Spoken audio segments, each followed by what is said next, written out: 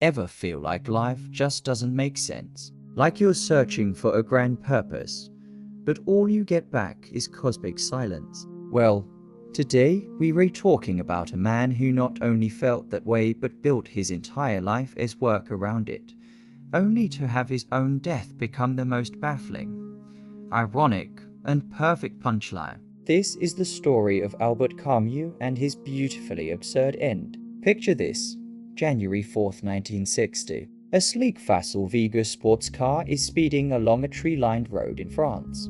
Inside are two of the most influential figures in French literature, the publisher Michael Gallimard at the wheel, and in the passenger seat, the Nobel laureate, philosopher, and all-around cultural icon, Albert Camus. They're heading back to Paris after the holidays, but they never make it. The car swerves, smashes into a plane tree, and in an instant, Albert Camus, the voice of a generation, is gone at the age of 46.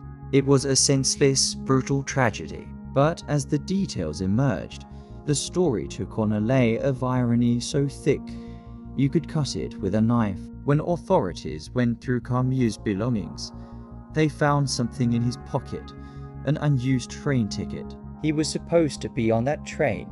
He had planned to travel back to Paris with his family by rail, a much safer option. The train he was supposed to take arrived in Paris perfectly on time, without incident. But at the last minute, his friend and publisher, Michael Gallimard, convinced him to drive back with him instead. One small, seemingly insignificant choice. One fatal decision. The universe, it seemed, had one last, cruel joke to play on the master of the absurd. To understand why this is so chillingly ironic, you have to understand Camus' core idea, the absurd. Now, when we say absurd, we're not just talking about something silly or ridiculous. For Camus, the absurd was a fundamental conflict, a divorce between two things. On one side, you have us, humanity. We are meaning-seeking creatures. We crave order, justice, clarity, and a reason for our existence. We look up at the stars and ask, why are we here? On the other side, you have the universe itself, silent, indifferent, and utterly devoid of any inherent meaning or purpose. The absurd is the clash between our desperate need for answers and the universe's complete refusal to provide them. It's like screaming into a void and only hearing the echo of your own voice. Camus argued that we have a few ways to respond to this realization. One is to take a leap of faith, to believe in a higher power or preordained plan that gives life meaning. Camus rejected this as philosophical suicide, an evasion of the truth. Another response is actual suicide, deciding that a life without inherent meaning isn't worth living. Camus rejected this too, arguing it was a cowardly surrender. So what was his answer? Rebellion. To live in spite of the absurd, to stare into the abyss of meaninglessness and not blink, to accept that there is no grand cosmic plan, and then to rebel by creating our own meaning, our own values, right here and now. We must, he said, embrace the freedom that comes from this realization. He famously used the Greek myth of Sisyphus to illustrate this. Sisyphus was condemned by the gods to forever push a boulder up a hill, only to watch it roll back down each time he neared the top. An eternal, pointless task. It sounds like the ultimate torture, right? But Camus asks us to imagine Sisyphus happy. Why? Because in the moment Sisyphus walks back down the hill to retrieve his rock, he is conscious of his fate. He is not deluded. He owns his struggle. In that moment of lucid awareness, he is free. He finds his purpose not in reaching the summit, but in the struggle itself. His rebellion is to find joy and meaning in the very act of pushing the rock. That car crash, just a random, pointless event, a blown tire, a moment of lost control, and it's over. It was end a noble death in battle or a peaceful passing in old age surrounded by loved ones. It was just an accident. It was the universe shrugging its shoulders. It was, in the purest sense, absurd. The man who told us life's meaning is not handed to us. but must be defiantly created in the face of a random universe, was himself struck down by that very randomness. It's as if his life became the final, irrefutable proof of his own philosophy. A writer couldn't have scripted a more fitting, albeit tragic, ending. At the time of his death in 1960, Camus was more than just a philosopher. He was a rock star.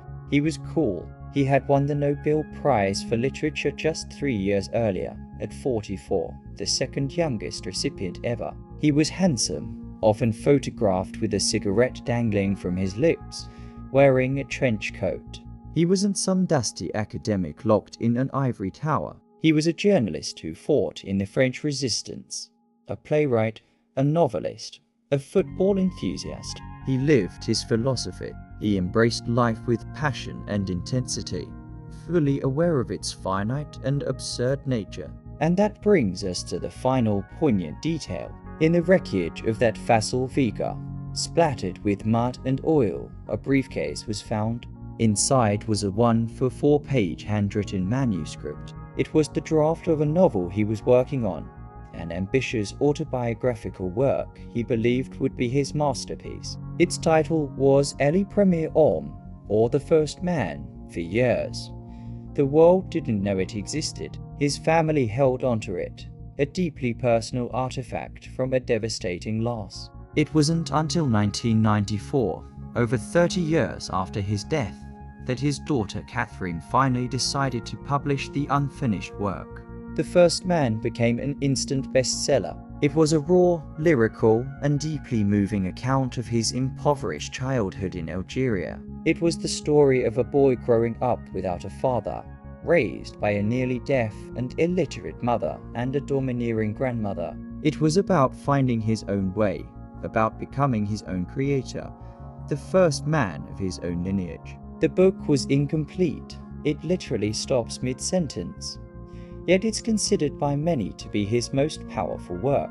The discovery of this manuscript adds another layer to the story. Even in death, Camus was still creating.